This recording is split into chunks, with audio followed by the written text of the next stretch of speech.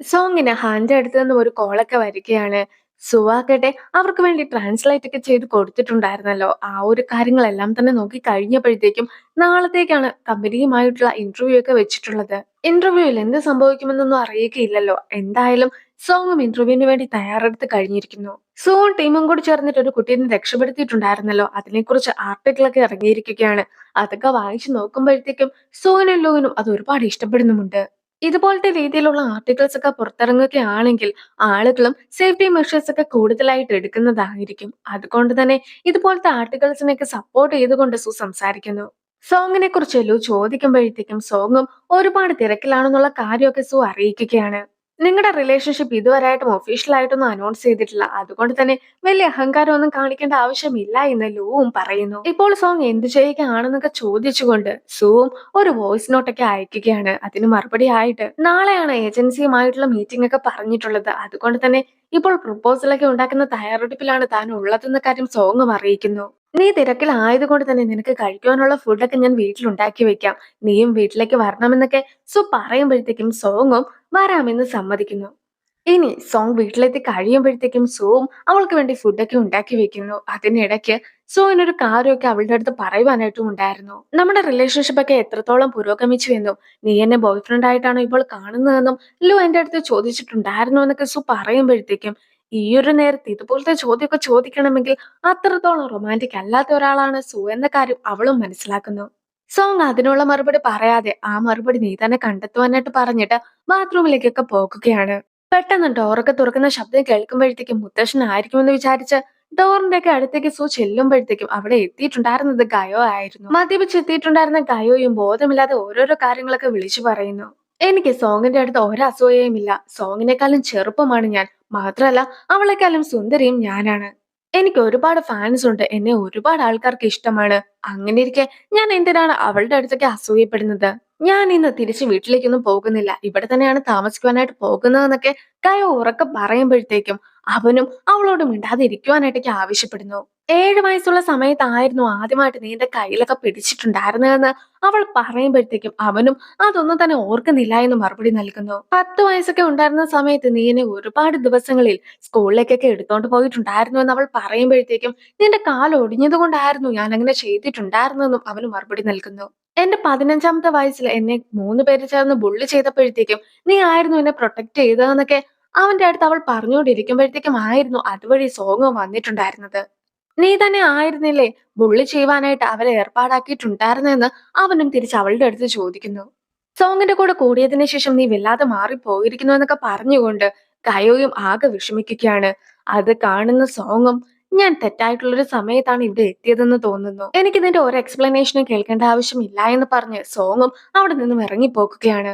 സോങ്ങിന്റെ പിറകെയൊക്കെ പോകുവാനായിട്ട് ശ്രമിക്കുന്നുണ്ടെങ്കിൽ പോലും കയോയും അവനെ പിടിച്ചു നിർത്തുന്നു. ടാങ്ങിന്റെ ഒരു ഫ്രണ്ടിന്റെ കോളൊക്കെ വരികയാണ്. അയാൾക്കാകട്ടെ നാളെ ഒരു മീറ്റിംഗ് ഒക്കെ ഉണ്ട്. അതുമായി ബന്ധപ്പെട്ട പ്രപ്പോസലും അയാൾക്ക് ലഭിച്ചു കഴിഞ്ഞിരിക്കുന്നു. നീ അതൊക്കെ ഒന്ന് വായിച്ചു നോക്കാമോ എന്നായിരുന്നു ടാങ്ങിന്റെ അടുത്ത് അയാൾ പറഞ്ഞിട്ടുണ്ടായിരുന്നത്. ടാങ്ങും ഒരുപാട് തിരക്കിലായിരുന്നെങ്കിൽ പോലും അതൊക്കെ വായിക്കാമെന്ന് സമ്മതിക്കുന്നു. അങ്ങനെ അവന് കിട്ടുന്ന പ്രപ്പോസലൊക്കെ തുറന്നു നോക്കി കഴിയുമ്പോഴത്തേക്കും അത് സോങ് തയ്യാറാക്കിയിട്ടുണ്ടായിരുന്ന അതേ പ്രപ്പോസൽ തന്നെ ആയിരുന്നു. അതുകൊണ്ട് തന്നെ ടാങ്ങിന്റെ ക്ലാസ് ഒക്കെ മാറ്റി വെച്ചിട്ട് ആ ഒരു മീറ്റിംഗിലേക്ക് എത്താമെന്ന് ടാങ്ങും സമ്മതിക്കുന്നു. സോങ് മീറ്റിംഗിലേക്ക് എത്തുമ്പോൾ തന്നെ അവിടെ ഒരാൾ ഇരിക്കുന്നതൊക്കെ കാണുകയാണ്. അതാണ് വാൻഡ്രു. ഇപ്പോൾ എന്ത് കാര്യത്തിന് വേണ്ടിയാണോ സോങ് എത്തിയിട്ടുള്ളത് അതേ കാര്യത്തിന് വേണ്ടി തന്നെയാണ് വാൻഡ്രുവും എത്തിയിട്ടുള്ളത്. അവരും ഒരു കമ്പനിക്ക് നടത്തുന്ന കൂട്ടത്തിലാണ്. മാത്രമല്ല ഈ ഒരു ഫീൽഡിൽ ഒരുപാട് കാലമായിട്ടുള്ള ആൾക്കാരുമാണ്. അങ്ങനെ ഇരിക്കെ ടാങ്ങിന്റെ ഫ്രണ്ടും വാൻഡ്രുവിന്റെ അടുത്ത് പിടിച്ചു നിൽക്കുവാനായിട്ട് നിങ്ങളുടെ ബെസ്റ്റ് തന്നെ കാഴ്ചവെക്കേണ്ടതായിട്ടുണ്ടെന്നൊക്കെ സോങ്ങിന്റെ അടുത്ത് പറയുമ്പോഴത്തേക്കും വാൻഡ്രു ഇല്ലെങ്കിൽ പോലും ഞങ്ങളുടെ ബെസ്റ്റ് തന്നെ ആയിരിക്കും ഞങ്ങൾ ഇവിടെ കാഴ്ചവെക്കുക എന്ന് സോങ്ങും ഉറപ്പ് നൽകുന്നു. സോങ്ങും വളരെയധികം കോൺഫിഡൻസോട് കൂടി തന്നെ അവളുടെ പ്രപ്പോസലും എല്ലാവരുടെ മുമ്പിലായിട്ട് പറഞ്ഞു കേൾപ്പിക്കുന്നു. സോങ് മീറ്റിംഗിന് വേണ്ടി എത്തിയിട്ടുണ്ടായിരുന്ന അതേ കമ്പനിയിലേക്ക് ഇപ്പോൾ സുവും എത്തിയിരിക്കുകയാണ്. സുവിനെ അവിടെ വെച്ച് ടാങ്ങും കാണുന്നു. എന്തിനാണ് നിങ്ങൾ ഇവിടെ എത്തിയതെന്ന് പരസ്പരം അവർ അങ്ങോട്ടും ഇങ്ങോട്ടും ചോദിക്കുന്നു. സു ആകട്ടെ സോങ്ങിനെ കൂട്ടിക്കൊണ്ടു പോകാനായിട്ട് എത്തിയതാണെന്ന് പറയുമ്പോഴത്തേക്കും ടാങ്ങും ഈ ഒരു മീറ്റിംഗ് ഒക്കെ റിവ്യൂ ചെയ്യുവാനായിട്ടാണ് താൻ എത്തിയിട്ടുള്ളതെന്ന കാര്യവും അറിയിക്കുന്നു. സോങ്ങിന്റെ അടുത്ത് സുവും തനിക്കൊരു കാര്യം പറയുവാനുണ്ടെന്നൊക്കെ പറയുന്നുണ്ടെങ്കിൽ പോലും സോങ് വളരെയധികം ബിസിയാണെന്ന് പറഞ്ഞ് നടക്കുന്നു. പക്ഷെ സുവും അവളുടെ പിറകെയൊക്കെ പോകുകയാണ്. ഇവർക്ക് എന്താണ് സംഭവിച്ചതെന്ന് ടാങ് ഹാന്റെ അടുത്ത് ചോദിക്കുമ്പോഴത്തേക്കും ലവേഴ്സിന്റെ ഇടയിലുള്ള ഒരു വഴക്കായിട്ടൊക്കെ ഇതിനെ കണ്ടാൽ മതി. നമ്മൾ രണ്ടുപേരും വെറുതെക്കാരാണ്. അതുകൊണ്ട് തന്നെ നമ്മൾ ഇതിൽ ഇടപെടേണ്ട ഒരു ആവശ്യവും ഇല്ല എന്ന് ഹാനും അറിയിക്കുന്നു. ഗയോ ഇന്നലെ മദ്യപിച്ചിട്ടായിരുന്നു എത്തിയിട്ടുണ്ടായിരുന്നത്. അതുകൊണ്ട് തന്നെ അവൾ പറഞ്ഞ ഒരു കാര്യങ്ങളും നീ കാര്യമായിട്ട് എടുക്കേണ്ടതില്ല എന്നൊക്കെ സോങ്ങിന്റെ അടുത്ത് പറയുമ്പോഴത്തേക്കും അല്ലെങ്കിലും കുട്ടിക്കാലത്ത് നടന്ന ചില കാര്യങ്ങളെ കുറിച്ചൊക്കെ സംസാരിക്കുന്നത് ഞാൻ ഒരിക്കലും കാര്യമായിട്ട് എടുത്തിട്ടില്ല. പക്ഷെ മദ്യപിച്ചെത്തിയിട്ടുണ്ടായിരുന്ന ഒരു പെൺകുട്ടി നിന്റെ വീട്ടിലേക്കൊക്കെ ആയിരുന്നു രാത്രി വന്നിട്ടുണ്ടായിരുന്നത്. അതൊരിക്കലും എനിക്ക് ക്ഷമിക്കുവാനായിട്ട് കഴിയുകയില്ല എന്ന് സോങ്ങും അറിയിക്കുന്നു. മുത്തശ്ശന് പ്രായമായി വരുന്നത് കൊണ്ട് തന്നെ വീട്ടിലേക്ക് കയറുന്ന പാസ്വേഡ് എങ്ങാനും മറന്നു പോയാലോ എന്ന് കരുതിയിട്ടായിരുന്നു ഞാനും ആ ഒരു പാസ്വേഡ് ഒക്കെ തന്നെ ഗയോനെ ഏൽപ്പിച്ചിട്ടുണ്ടായിരുന്നതെന്ന് അവനും അറിയിക്കുന്നു. ആകട്ടെ ഇപ്പോൾ വീടിന്റെ പാസ്വേഡ് ഒക്കെ മാറ്റി കഴിഞ്ഞിരിക്കുന്നു.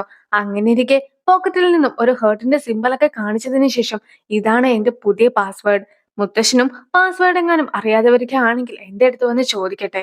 അതുകൊണ്ട് തന്നെ ഇപ്പോൾ നമുക്ക് രണ്ടുപേർക്കും മാത്രമേ ഈ ഒരു പാസ്വേഡ് അറിയിക്കുകയുള്ളൂ എന്നൊക്കെ പറയുമ്പോഴത്തേക്കും മുത്തശ്ശൻ ഇതുവരെയായിട്ട് നമ്മുടെ റിലേഷൻഷിപ്പിനെ കുറിച്ചൊന്നും അറിഞ്ഞിട്ടില്ലല്ലോ എന്ന് സോങ്ങും അറിയിക്കുന്നു. സോങ് എന്തായാലും ആ ഒരു ഹേർട്ടൊക്കെ മേടിക്കുന്നുമുണ്ട്. കുറെ നേരത്തെ കാത്തിരിപ്പിനൊടുവിലായിട്ട് ജാപ്പനീസ് ബ്രാൻഡൊക്കെ ചൈനയിലെ ഏജന്റ് ആയിട്ട് സോങ്ങിന്റെ കമ്പനിയെയാണ് തിരഞ്ഞെടുത്തിട്ടുള്ളതെന്ന ഒരു മെയിലൊക്കെ അവർക്ക് വരികയാണ്. ഇത്രയും വലിയൊരു അവസരമൊക്കെ കിട്ടിയത് കൊണ്ട് തന്നെ അവർ ഒരുപാട് സന്തോഷത്തിലാണ് ഉള്ളത്. ഈ ഒരു കാര്യമെല്ലാം തന്നെ ടാങ്ങും അറിഞ്ഞിട്ടുണ്ട്. ടാങ്ങും അവൾക്ക് മെസ്സേജ് ഒക്കെ അയക്കുന്നു. എന്തുകൊണ്ടാണ് സോങ്ങിന്റെ പ്രപ്പോസലൊക്കെ അക്സെപ്റ്റ് ചെയ്തിട്ടുണ്ടായിരുന്നതെന്ന് ടാങ് ഫ്രണ്ടിനോട് ചോദിക്കുമ്പോഴത്തേക്കും ഫ്രണ്ടും അതിനുള്ള കാരണങ്ങളൊക്കെ ഓരോന്നായിട്ട് പറയുന്നു. ഇനി മറ്റൊരു കാരണം കൂടി അയാൾ പറയുകയാണ്. ഈ ഒരു പ്രപ്പോസലിനെല്ലാം തന്നെ ശേഷം മാൻറൂം അയാളെ കോണ്ടാക്ട് ചെയ്തിട്ടുണ്ടായിരുന്നു. അവരൊരു ഡിന്നറിന് വേണ്ടി ക്ഷണിക്കുകയും പിന്നീട് കമ്മീഷനൊക്കെ നൽകാമെന്ന് പോലും പറയുകയും ചെയ്തു. പക്ഷേ സോങ് ആകട്ടെ അങ്ങനെ ഒരു കാര്യങ്ങളും ചെയ്തിട്ടുണ്ടായിരുന്നില്ല. അവളുടെ ആറ്റിറ്റ്യൂഡും കഴിവും ക്വാളിറ്റിയും എല്ലാം തന്നെ വളരെയധികം നല്ലതായിരുന്നു എന്ന കാര്യം കൂടി അയാൾ എടുത്തു പറയുന്നു. പിന്നെ ടാങ്ങിന്റെ ഫസ്റ്റ് ലവ് ആണ് സോങ് എന്ന കാര്യം അയാൾക്ക് നേരത്തെ തന്നെ അറിയാമായിരുന്നു. എന്നിട്ട് പോലും സോങ്ങിനെ കുറിച്ച് ഒരു കാര്യങ്ങളും നീ പറഞ്ഞില്ലല്ലോ, അവളെ സെലക്ട് ചെയ്യണമെന്ന് പോലും നീ എന്തുകൊണ്ടാണ് പറയാതിരുന്നതെന്നൊക്കെ അയാൾ ചോദിക്കുമ്പോഴത്തേക്കും അവൾ സെലക്ട് ചെയ്യപ്പെടുമെന്ന കാര്യം എനിക്ക് നന്നായി തന്നെ അറിയാമായിരുന്നു. അവൾക്ക് അതിനുള്ള കഴിവുണ്ട്. അതുകൊണ്ടാണ് ഞാനും പ്രത്യേകിച്ച് ഒന്നും തന്നെ പറയാതിരുന്നതെന്ന് ടാങ്ങും പറയുന്നു. സോങ്ങിന് കുറെ അധികം മോഡൽസിന്റെ ലിസ്റ്റ് ഒക്കെ ഒരാൾ ഏൽപ്പിച്ചു കഴിഞ്ഞിരിക്കുകയാണ്. പക്ഷെ അതൊക്കെ നോക്കുന്ന സോങ് ആകട്ടെ അവിടെ ആരെ തന്നെ സെലക്ട് ചെയ്യാതിരിക്കുന്നു. അതായത് സോങ്ങിന് ആവശ്യമായിട്ടുള്ള ആ ഒരു തീം വെച്ചിട്ട് ഇവരാരും തന്നെ അതിൽ യോജിക്കുകയില്ല. എന്റെ കൂടെ യൂണിവേഴ്സിറ്റിയിൽ ഉണ്ടായിരുന്ന ഒരു ജൂനിയർ ഉണ്ട്. അവളിപ്പോൾ ഒരു മോഡലാണ്. ഞാൻ എന്നാൽ അവളെ വിളിക്കട്ടെ എന്ന് ഹാൻ ചോദിക്കുകയാണ്. സോങ്ങും എല്ലാം തന്നെ ഹാനിന്റെ ഇഷ്ടത്തിന് വിട്ടുകൊടുക്കുന്നു. ഗായയും ഒരു സെൽഫി ഒക്കെ എടുത്തതിന് ശേഷം അത് സോങ്ങിന് അയച്ചു കൊടുക്കുന്നു. ഇന്ന് എനിക്കൊരു ഷൂട്ടിംഗ് ഒക്കെ ഉണ്ട്. ഇന്ന് ഒരുപാട് വെയിൽ കൊണ്ടിട്ടുണ്ടായിരുന്നു. എന്റെ മുഖമൊക്കെ ഇപ്പോൾ ചുമന്നിരിക്കുകയാണ്. നിന്റെ ഒരു കിസ് ഉണ്ടെങ്കിൽ മാത്രമേ അതൊക്കെ നേരെയാക്കുകയുള്ളൂ എന്ന് പറഞ്ഞിട്ടായിരുന്നു ആ ഒരു വോയിസ് അയച്ചിട്ടുണ്ടായിരുന്നത്. അതൊക്കെ കേൾക്കുമ്പോഴത്തേക്കും നീ സൂയിനെ ഡേറ്റ് ചെയ്യൊക്കെയാണോ എന്ന് സെക്രട്ടറിയും അവളുടെ അടുത്ത് ചോദിക്കുന്നു. ഞാൻ അവനെ ഡേറ്റ് ചെയ്യൊന്നും അല്ല. എങ്കിൽ പോലും പല പല എക്സ്പേർട്സും പറഞ്ഞിട്ടുണ്ടായിരുന്ന കാര്യങ്ങളെ കുറിച്ചൊക്കെ ഞാൻ കേട്ട് കഴിഞ്ഞിരിക്കുന്നു. നമ്മൾ ഇതുപോലെയൊക്കെ അവരുടെ അടുത്ത് പെരുമാറുകയാണെങ്കിൽ മാത്രമേ അവർക്ക് നമ്മുടെ അടുത്തൊരു ഇൻട്രസ്റ്റ് ഒക്കെ തോന്നുകയുള്ളൂ എന്ന് സെക്രട്ടറിയുടെ അടുത്ത് അവൾ പറഞ്ഞു കൊടുക്കുന്നു. അങ്ങനെ ഇരിക്കുകയാണ് ഒരു ഗ്രൂപ്പിൽ മെസ്സേജ് ഒക്കെ വന്നിരിക്കുന്നത് അവൾ കാണുന്നത്. അതിലാകട്ടെ സോങ്ങിന്റെ കടയിലേക്ക് ഒരു മോഡലിനെ ആവശ്യമുണ്ടെന്നായിരുന്നു കൊടുത്തിട്ടുണ്ടായിരുന്നത്. അത് സോങ്ങിന്റെ കടയാണെന്ന് മനസ്സിലാക്കുന്ന അവളും ആ ഒരു മോഡലായിട്ട് പോകുവാനായിട്ട് തീരുമാനിക്കുന്നു. ഷൂട്ടൊക്കെ ചെയ്യുവാനായിട്ടുള്ള സ്ഥലം വെറും 3 മണിക്കൂറത്തേക്ക് മാത്രമായിരുന്നു സോങ് വാടകയ്ക്കൊക്കെ എടുത്തിട്ടുണ്ടായിരുന്നത്. ഇതുവരെയായിട്ടും മോഡൽ വരാത്തൊരു ടെൻഷനൊക്കെ അവൾക്കും ഉണ്ടായിരുന്നു. ഇനി ഗയവാകട്ടെ സ്ഥലത്ത് എത്തിയിട്ട് പോലും കാറിൽ നിന്നും വെളിയിലേക്ക് ഇറങ്ങുവാൻ മടിച്ചിരിക്കുന്നു. പോയിട്ട് വലിയ ധൃതിയൊന്നും ഇല്ലല്ലോ എന്നൊക്കെ ഗയോ പറയുമ്പോഴത്തേക്കും നമുക്ക് ഇങ്ങനത്തെ ഒരു ചെറിയ കടയ്ക്ക് വേണ്ടി മോഡലായിട്ട് നിൽക്കേണ്ട ആവശ്യമുണ്ടോ? സാധാരണ കിട്ടുന്നതിലും പണം കുറച്ച് മാത്രമേ ഇതിൽ നിന്നും കിട്ടുകയുള്ളൂ. അത് മാത്രമല്ല മറ്റു മോഡൽസ് ഒക്കെ പോകുവാനായിട്ട് തയ്യാറായിട്ട് പോലും നീ എന്തിനാണ് അവരെ ആരെയും കേറ്റാതെ നീ തന്നെ വരണമെന്ന് നിർബന്ധം പിടിച്ചിട്ടുണ്ടായിരുന്നതെന്നൊക്കെ സെക്രട്ടറിയും ചോദിക്കുന്നു. സോങ്ങുള്ള ഒറ്റ കാരണം കൊണ്ടാണ് താനും ഇവിടെ എത്തിയിട്ടുണ്ടായിരുന്നെന്ന് പറഞ്ഞതിന് ശേഷം അവളും അകത്തേക്കൊക്കെ കയറി ചെല്ലുകയാണ്. വളരെ ജാടയൊക്കെ ഇട്ടിട്ടായിരുന്നു നിന്നിട്ടുണ്ടായിരുന്നത്. നീ എന്തിനാണ് ഇവിടെ എത്തിയതെന്നൊക്കെ സോങ് ചോദിക്കുമ്പോഴത്തേക്കും ഇന്നത്തെ മോഡലായിട്ടാണ് ഞാൻ ഇവിടെ എത്തിയിട്ടുള്ളതെന്ന കാര്യം ഗയോയും അറിയിക്കുന്നു. ഗയോക്ക് ഇടുവാനായിട്ട് സോങ്ങും ഒരു ഡ്രസ്സൊക്കെ കൊടുത്തു വിടുന്നു. ഇനി ഹാൻഡ് കോൾ ചെയ്യുമ്പോഴത്തേക്കും നീ വിളിച്ചു വരുത്തിയിട്ടുണ്ടായിരുന്ന ആൾ ഗയോയാണെന്നുള്ള കാര്യമൊക്കെ സോങ്ങും ഹന്നെ അറിയിക്കുകയാണ്. ഇപ്പോൾ തന്നെ ഒരുപാട് ലേറ്റ് ആയിരിക്കുന്നു. എന്തായാലും ഇപ്പോൾ തൽക്കാലം ഇങ്ങനെ തന്നെ പോകട്ടെ എന്നൊക്കെയാണ് സോങ്ങിന്റെ തീരുമാനം. ഷൂട്ടിംഗ് ഒക്കെ തുടങ്ങുമ്പോഴത്തേക്കും ഗയോയും തനിക്ക് ഇങ്ങനെ നിന്ന് ഫോട്ടോസ് ഒന്നും എടുക്കാനായിട്ട് സാധിക്കുകയില്ല. ആവശ്യമില്ലാത്ത എല്ലാവരും തന്നെ ഇവിടെ നിന്നും പോകണം എന്നൊക്കെ വാശി പിടിക്കുന്നു. അങ്ങനെ ഇരിക്കെ ആവശ്യമുള്ള ആളുകളെ ഒഴികെ ബാക്കി എല്ലാവരെയും തന്നെ സോങ്ങും വെളിയിലേക്കൊക്കെ പറഞ്ഞയക്കുന്നു. ഗായോയും ഓരോരോ പോസ്റ്റൊക്കെ ചെയ്യുമ്പോഴത്തേക്കും സോങ് ആകട്ടെ അവൾക്ക് വേണ്ട നിർദ്ദേശങ്ങളൊക്കെ കൊടുക്കുന്നുമുണ്ടായിരുന്നു. ഇനി ആ ഒരു ഷൂട്ടൊക്കെ അവസാനിച്ചതിന് ശേഷം അടുത്ത ഷൂട്ട് തുടങ്ങുവാൻ നേരത്ത് സോങ്ങും അവൾക്ക് വേണ്ടി മറ്റൊരു ഡ്രസ്സൊക്കെ നൽകുന്നു. പക്ഷെ ആ ഒരു ഡ്രസ്സ് ഇടുവാനായിട്ട് ഗായോ തയ്യാറായിരുന്നില്ല. ബാക്ക്ഗ്രൗണ്ടിന് പറ്റിയൊരു കളറല്ല ഇതെന്നായിരുന്നു അവളും പറഞ്ഞിട്ടുണ്ടായിരുന്നത്. പിന്നീട് മറ്റൊരു ഡ്രസ്സൊക്കെ നൽകുമ്പോഴത്തേക്കും അവളും അത് ഇടാമെന്ന് സമ്മതിക്കുന്നു. ഷൂട്ടിങ്ങിന് വേണ്ടി 3 മണിക്കൂറത്തേക്ക് മാത്രമായിരുന്നല്ലോ സ്ഥലമൊക്കെ സംഘടിപ്പിച്ചിട്ടുണ്ടായിരുന്നത്. അങ്ങനെയിരിക്കെ ഇപ്പോൾ തന്നെ നമ്മൾ വളരെയധികം പിന്നിലാണ്. അതുകൊണ്ട് നമുക്ക് കുറച്ചുകൂടി നേരമൊക്കെ കൂട്ടി ചോദിക്കാമെന്നൊക്കെ ഒരാൾ സോങ്ങിന്റെ അടുത്ത് പറയുന്നുണ്ട്. പക്ഷെ അവളും എത്രയും പെട്ടെന്ന് ഈ ഒരു പരിപാടിയൊക്കെ തീർക്കുവാനായിട്ട് ശ്രമിക്കാമെന്നാണ് അയാളുടെ അടുത്ത് പറയുന്നത്. ഗായോയും പെട്ടെന്ന് റെഡിയാകാതെ വളരെ ലേറ്റ് ആയിട്ടാണ് ഓരോ കാര്യങ്ങളും ചെയ്തുകൊണ്ടിരിക്കുന്നത്. അതിനിടയ്ക്ക് സൂയിനൊരു വോയിസ് ഒക്കെ അയച്ചതിന് ശേഷം അവൾക്ക് ജലദോഷമൊക്കെ പിടിച്ചു എന്നും അതുകൊണ്ട് തന്നെ അവനോട് തിരിച്ചു കൊണ്ടുപോകാമോ എന്നും ചോദിക്കുകയാണ്. പിന്നീട് ഒരുപാട് ഷൂട്ടിംഗ് ഒക്കെ കഴിഞ്ഞിരിക്കുന്നു. ഇനി അവസാനത്തെ ഒരു ഷൂട്ടും കൂടി മാത്രമേ ബാക്കിയുള്ളൂ. അപ്പോഴായിരുന്നു അവിടെ ഹാനും എത്തിയിട്ടുണ്ടായിരുന്നത്. സോങ് രാവിലെ തൊട്ട് ഷൂട്ടിങ്ങിന്റെ പിറകെ ആയതുകൊണ്ട് തന്നെ സോങ്ങിന് റെസ്റ്റ് കൊടുക്കുവാനായിട്ട് ഹാൻ തീരുമാനിച്ചിരിക്കുന്നു. അടുത്ത ഷൂട്ടിന് വേണ്ടി ഗായോ വന്ന് കഴിയുമ്പോഴത്തേക്കും ഈ ഒരു കമ്പനിയുടെ 2 ബോസിൽ ഒരു ബോസാണ് ഞാൻ എന്നൊക്കെ പറഞ്ഞ് ഹാനും സ്വയം പരിചയപ്പെടുത്തുകയാണ്. സോയിനെ കിട്ടുവാനായിട്ട് സോങ്ങിനെതിരായിട്ടൊക്കെ ആണല്ലോ ഇപ്പോൾ ഗായോ നിൽക്കുന്നത്. അതുകൊണ്ട് തന്നെ ഗായോന് ഒരു പാഠം പഠിപ്പിക്കുവാനായിട്ടാണ് ഹാനും ഇപ്പോൾ എത്തിയിട്ടുള്ളത്. ഷൂട്ടിംഗ് തുടങ്ങുമ്പോഴത്തേക്കും കോൺഫിഡന്റ് ആയിട്ടൊക്കെ ആയിരുന്നു ഗായോ നിന്നിട്ടുണ്ടായിരുന്നത്. പക്ഷേ ഫാൻ ഓൺ ആക്കുകയും അതുവഴി കുറെ വെള്ളമൊക്കെ ഗായോയുടെ മേത്തേക്ക് വീഴിക്കുകയും ചെയ്യുമ്പോഴത്തേക്കും അവൾക്ക് ബാലൻസ് ഒക്കെ തെറ്റുന്നു. വെളിയിൽ നിന്ന് മഴയൊക്കെ നനയുന്ന രീതിയിലുള്ള ദൃശ്യങ്ങളൊക്കെ ആയിരുന്നു അവർക്ക് ആവശ്യമായിട്ടുണ്ടായിരുന്നത്. അവരും തണുത്ത വെള്ളമൊക്കെ ഗായോയുടെ ദേഹത്തേക്കൊക്കെ ഒഴിക്കുകയും ചെയ്തിട്ടുണ്ടായിരുന്നു. അങ്ങനെ ഇരിക്കെ ഹാനും അവളോട് ഇതൊക്കെ നിനക്ക് ചെയ്യുവാൻ സാധിക്കുന്നില്ല എന്ന് ചോദിക്കുമ്പോഴത്തേക്കും അവളുടെ അഭിമാനം അവളെ ഇത് ചെയ്യാതിരിക്കുവാനായിട്ട് അനുവദിക്കുന്നുണ്ടായിരുന്നില്ല.